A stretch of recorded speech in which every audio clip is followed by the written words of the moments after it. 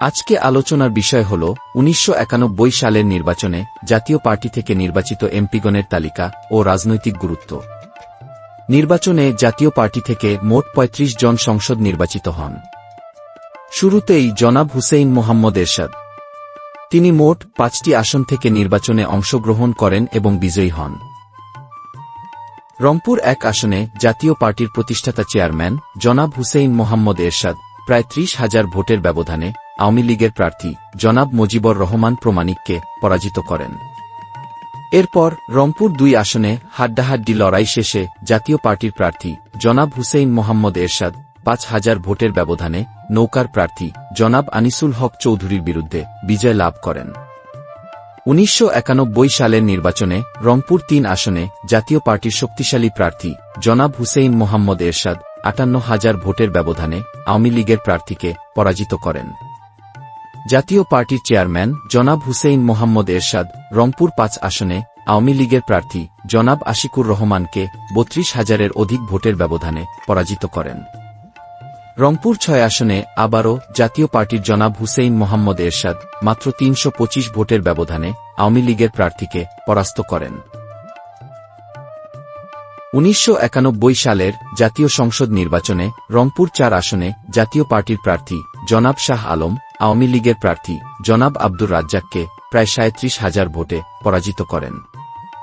কুমিল্লা ১২ আসনে জাতীয় পার্টির শক্ত অবস্থানের প্রমাণ হিসেবে জনাব কাজী জাফর আহমেদ ১০,০০০-এর অধিক ভোটের ব্যবধানে জামাতের প্রার্থী জনাব মোহাম্মদ তাহেরকে পরাভূত করেন।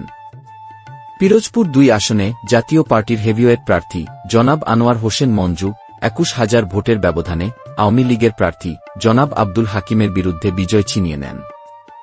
নোয়াখালী ৫ আসনে জাতীয় পার্টির হেভিওয়েট প্রার্থী জনাব মওদুদ আহমেদ ৩৫,০০০ ভোটের ব্যবধানে আওয়ামী লীগের হেভিওয়েট প্রার্থী জনাব ওবায়দুল কাদেরকে পরাজিত করেন।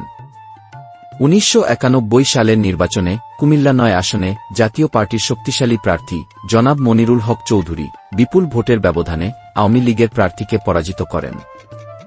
লালমনিরহাট ১ আসনে হাড্ডাহাড্ডি লড়াই শেষে জাতীয় পার্টির প্রার্থী জনাব জয়নাল আবেদিন সরকার প্রায় ৩,০০০ ভোটের ব্যবধানে আওয়ামী লীগের প্রার্থী জনাব মোতাহার হোসেনের বিরুদ্ধে বিজয় লাভ করেন। জাতীয় পার্টির হেভিওয়েট নেতা জনাব মুজিবুর রহমান লালমনিরহাট ২ আসনে আওয়ামী লীগের প্রার্থী জনাব শামসুল ইসলামকে ৯,০০০-এর অধিক ভোটের ব্যবধানে পরাজিত করেন। ১৯৯১ সালের জাতীয় সংসদ নির্বাচনে লালমনিরহাট ৩ আসনে জাতীয় পার্টির প্রার্থী জনাব রিয়াজ উদ্দিন আহমেদ আওয়ামী লীগের প্রার্থী আবুল হোসেনকে প্রায় ৬,০০০ ভোটে পরাজিত করেন। কুড়িগ্রাম ১ আসনে জাতীয় পার্টির শক্ত অবস্থানের প্রমাণ হিসেবে জনাব এ কে এম শহীদুল ইসলাম প্রায় ১৫,০০০ ভোটের ব্যবধানে নৌকার প্রার্থী জনাব ছবুর চৌধুরীকে পরাভূত করেন। কুড়িগ্রাম ২ আসনে জাতীয় পার্টির হেভিওয়েট প্রার্থী জনাব তাজুল ইসলাম চৌধুরী প্রায় ১৫,০০০ ভোটের ব্যবধানে নৌকার প্রার্থী জনাব জাফর আলীর বিরুদ্ধে বিজয় ছিনিয়ে নেন। ১৯৯১ সালের জাতীয় সংসদ নির্বাচনে কুড়িগ্রাম ৪ আসনে জাতীয় পার্টির প্রার্থী জনাব গোলাম হোসেন জামাতের প্রার্থী জনাব সিরাজুল হককে ৬,০০০-এর অধিক ভোটে পরাজিত করেন। গাইবান্ধা ১ আসনে জাতীয় পার্টির শক্ত অবস্থানের প্রমাণ হিসেবে জনাব হাফিজুর রহমান প্রমাণিক ৬,০০০-এর অধিক ভোটের ব্যবধানে জামাতের প্রার্থী জনাব আব্দুল আজিজকে পরাভূত করেন। গাইবান্ধা ২ আসনে জাতীয় পার্টির শক্তিশালী প্রার্থী জনাব আব্দুর রশিদ সরকার বিপুল ভোটের ব্যবধানে বিজয় অর্জন করেন। গাইবান্ধা ৩ আসনে জাতীয় পার্টির হেভিওয়েট প্রার্থী জনাব ফজলে রাব্বি চৌধুরী প্রায় ১৭,০০০ ভোটের ব্যবধানে আওয়ামী লীগের প্রার্থী জনাব আবু তালেব মিয়াকে পরাজিত করেন। ১৯৯১ সালের নির্বাচনে গাইবান্ধা ৪ আসনে জাতীয় পার্টির শক্তিশালী প্রার্থী জনাব লুৎফর রহমান চৌধুরী প্রায় ১৭,০০০ ভোটের ব্যবধানে জামাতের প্রার্থীকে পরাজিত করেন। গাইবান্ধা ৫ আসনে হাড্ডাহাড্ডি লড়াই শেষে জাতীয় পার্টির প্রার্থী জনাব ফজলে রাব্বি মিয়া প্রায় ১৫,০০০ ভোটের ব্যবধানে আওয়ামী লীগের প্রার্থী জনাব নুরুন্নবী প্রধানের বিরুদ্ধে বিজয় লাভ করেন। জাতীয় পার্টির হেভিওয়েট নেতা জনাব সরদার আমজাদ হোসেন রাজশাহী ৩ আসনে জামাতের প্রার্থী জনাব আবু আহাদকে ৮,০০০-এর অধিক ভোটের ব্যবধানে পরাজিত করেন। ১৯৯১ সালের জাতীয় সংসদ নির্বাচনে টাঙ্গাইল ৫ আসনে জাতীয় পার্টির প্রার্থী জনাব মাহমুদুল হাসান আওয়ামী লীগের প্রার্থী জনাব আব্দুল মান্নানকে ২৫০০ ভোটে পরাজিত করেন। শেরপুর ১ আসনে জাতীয় পার্টির শক্ত অবস্থানের প্রমাণ হিসেবে জনাব রফিকুল বারী চৌধুরী ৭,৫০০ ভোটের ব্যবধানে নৌকার প্রার্থী জনাব আব্দুস সামাদকে পরাভূত করেন। ময়মনসিংহ ৮ আসনে জাতীয় পার্টির হেভিওয়েট প্রার্থী জনাব খুররম খান চৌধুরী ৩,০০০ ভোটের ব্যবধানে বিএনপির প্রার্থী জনাব গোলাম নবীর বিরুদ্ধে বিজয় ছিনিয়ে নেন।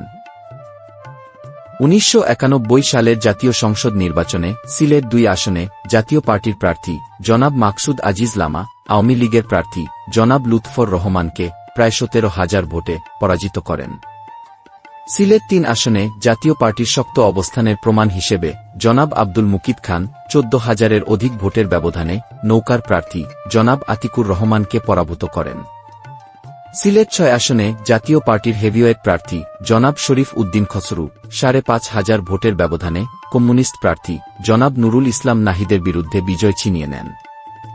মৌলভীবাজার ১ আসনে জাতীয় পার্টির হেভিওয়েট প্রার্থী জনাব এবাদুর রহমান চৌধুরী মাত্র ৩৪২ ভোটের ব্যবধানে আওয়ামী লীগের জনাব ইমান উদ্দিন আহমেদকে পরাজিত করেন। ১৯৯১ সালের নির্বাচনে মৌলভীবাজার ২ আসনে জাতীয় পার্টির শক্তিশালী প্রার্থী জনাব আলী আব্বাস খান বিপুল ভোটের ব্যবধানে আওয়ামী লীগের প্রার্থীকে পরাজিত করেন। সুনামগঞ্জ ৫ আসনে হাড্ডাহাড্ডি লড়াই শেষে জাতীয় পার্টির প্রার্থী জনাব আব্দুল মজিদ প্রায় ২,০০০ ভোটের ব্যবধানে স্বতন্ত্র প্রার্থী জনাব মোহাম্মদ ইয়াহিয়ার বিরুদ্ধে বিজয় লাভ করেন। জাতীয় পার্টির হেভিওয়েট নেতা জনাব খলিলুর রহমান চৌধুরী হবিগঞ্জ ১ আসনে আওয়ামী লীগের প্রার্থী জনাব দেওয়ান ফরিদ গাজীকে ৩,০০০-এর অধিক ভোটের ব্যবধানে পরাজিত করেন। ১৯৯১ সালের জাতীয় সংসদ নির্বাচনে হবিগঞ্জ ৩ আসনে জাতীয় পার্টির প্রার্থী জনাব মোহাম্মদ মুবিন চৌধুরী ন্যাপের প্রার্থী চৌধুরী আব্দুল হাইকে ৭,০০০ ভোটে পরাজিত করেন। ব্রাহ্মণবাড়িয়া ১ আসনে জাতীয় পার্টির শক্ত অবস্থানের প্রমাণ হিসেবে জনাব মোরশেদ কামাল ২,৫০০ ভোটের ব্যবধানে বিএনপির প্রার্থী জনাব শফি মাহমুদকে পরাভূত করেন। ব্রাহ্মণবাড়িয়া ৫ আসনে জাতীয় পার্টির হেভিওয়েট প্রার্থী জনাব কাজী আনোয়ার হোসেন ৭,০০০ ভোটের ব্যবধানে নৌকার প্রার্থী জনাব আব্দুল কুদ্দুসের বিরুদ্ধে বিজয় ছিনিয়ে নেন। পরবর্তী নির্বাচনে জাতীয় পার্টি কত আসন পাবে বলে আপনি মনে করেন? কমেন্টে জানান।